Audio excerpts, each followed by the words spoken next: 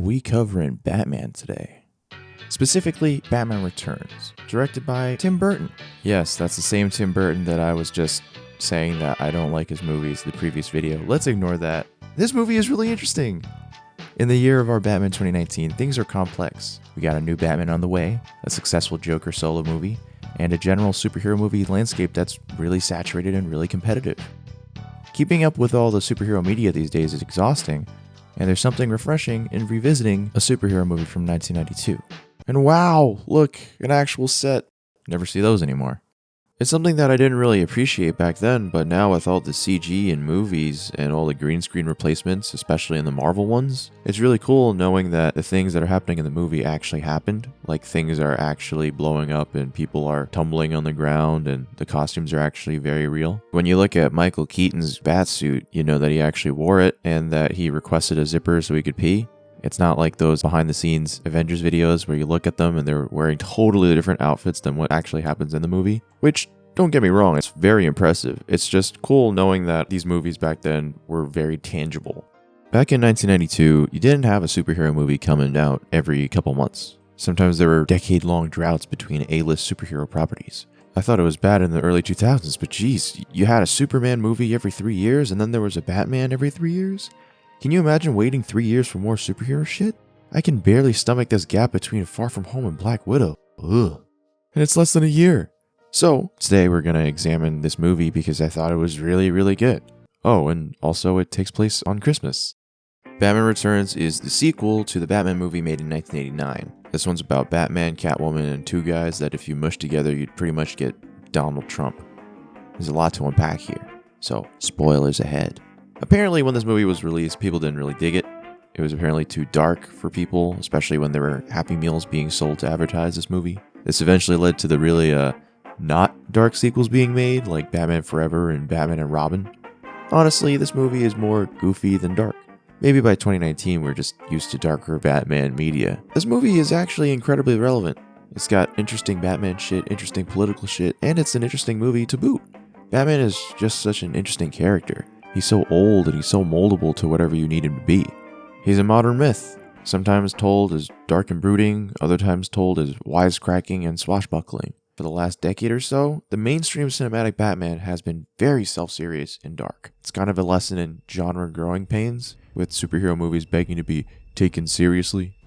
You make a couple of movies that are grounded and serious, and that paves the way for other movies to want to do that. Hell, it even happened 20 years earlier with comics. In our quest to give superhero movies more legitimacy in the past decade, the dark and gritty ape-like Frank Miller interpretation of the Batman has arisen. All hail the Batfleck. All hail Joaquin Joker, the Oscar-baity, character-driven interpretation that will save comic book movies from goofiness and fun.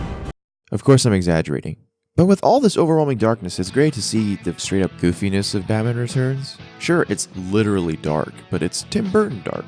The aesthetic is about transporting you to a dreamy, gothic, snowy world where Gotham City has these weird-ass statues that look all depressing for absolutely no reason. Batman's got this remote control batarang that looks goofy and controls goofy. The characters can come off as the 92 version of edgy, meaning they're corny as fuck. This dude's just eating a fish, she's saying meow. Meow. This guy doesn't like cold soup. Cold? It's vice versa. It's supposed to be cold. And he's just Christopher Walken. They're all wearing black and there's not a lot of color, but it's a goofy movie. Michael Keaton plays a Bruce Wayne that isn't the really removed version that we've gotten used to. He's not a death chaser, he's not constantly fake, he's that version of Bruce that's the sophisticated, socially responsible loner. He's the Bruce that tries to make Gotham a better place through things in addition to his fists. A major difference between this Batman and others is, I think of this one as very Bruce dominated. Throughout the writing of this video, I just keep calling him Bruce, and it's because that's him. I never get the sense of Bruce Wayne is just the mask. Through this movie alone, it seems like Batman is just kinda what he does. He's not defined through his vengeance, but through his loneliness. This Bruce feels the Christmas blues and yearns to have a connection. He's alone in his screwed up headspace, but he's not super unhealthy about it, besides the whole Batman thing. When he's Bruce Wayne, he's just being this cool guy who gets nervous around the lady he likes, and he's honest.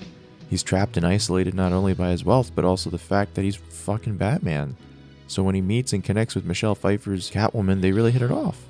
Selena Kyle is this kind of kooky lady who's infused with some cat magic or something, and she's totally different than the one we get in the comics. But that's cool.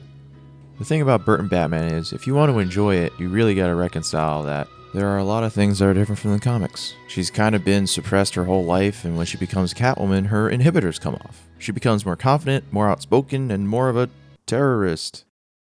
You can't really talk about Selena's character without talking about, like, femininity. Feminism is actually a surprisingly big part of this movie's substance. You got a lot of women in this movie who are just objects, extras, background noise, and they're just emblematic of how women were really treated.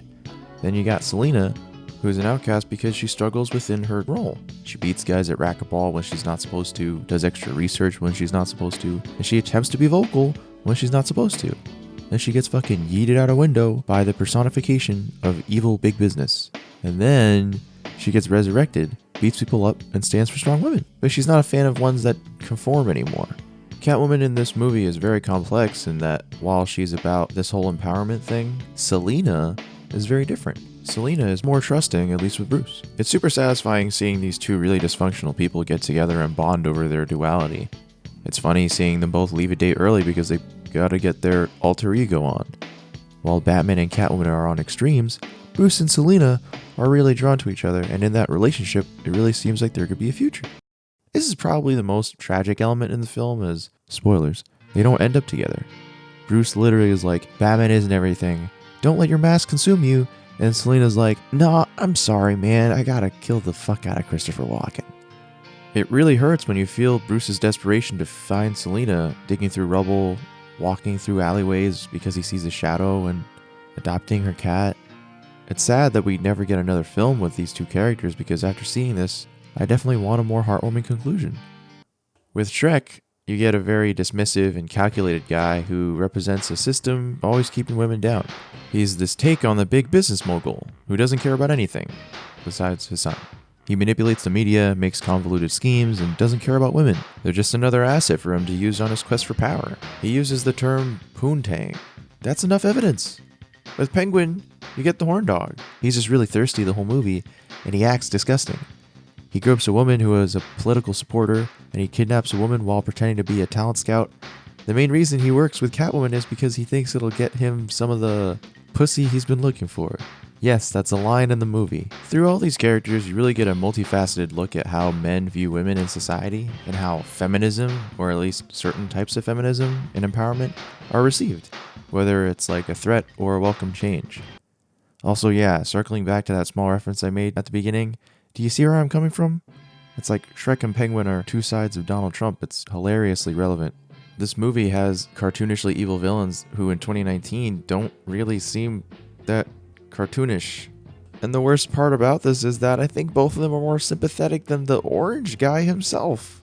Shrek at least cares about his kid, and Penguin was dropped into a river as a child, so that kind of explains a lot of stuff. They're like two sides of the same coin. They're the different sides of toxic masculine evil. Shrek is all about big business and money with no ethical or moral concerns. Penguin, on the other hand, is a lot more simple. He hatches a dramatic scheme to kill a bunch of kids, and he's really horny. He's all about using his newfound political leverage to get possible sexual favors. He's dangerous, but at the end of the day, he's a threat that Batman can easily take down, whereas Shrek is ingrained in the system and he's a lot harder to rip out. So throughout the movie, I'm constantly questioning to myself, who's more evil? Who's harder to beat? Is it the two-faced guy who's an instrument of the evils of capitalism? Or the pajama-wearing penguin who's trying to blow everyone up? It's all really interesting, and I'm really glad I took the time to revisit this movie. It's got a lot of layers, man. 4 out of 5. As for the Christmas rating, I'd say like 2 out of 5. There's a lot of set decorations everywhere, and there's some holiday blues going on, but it's not super Christmassy. Like, there's snow, and they say Merry Christmas at the end. Yeah, on surface level, if you removed like one line and remove the decorations, it'd be the same. Thanks for watching. Stay cool and stay fleshy.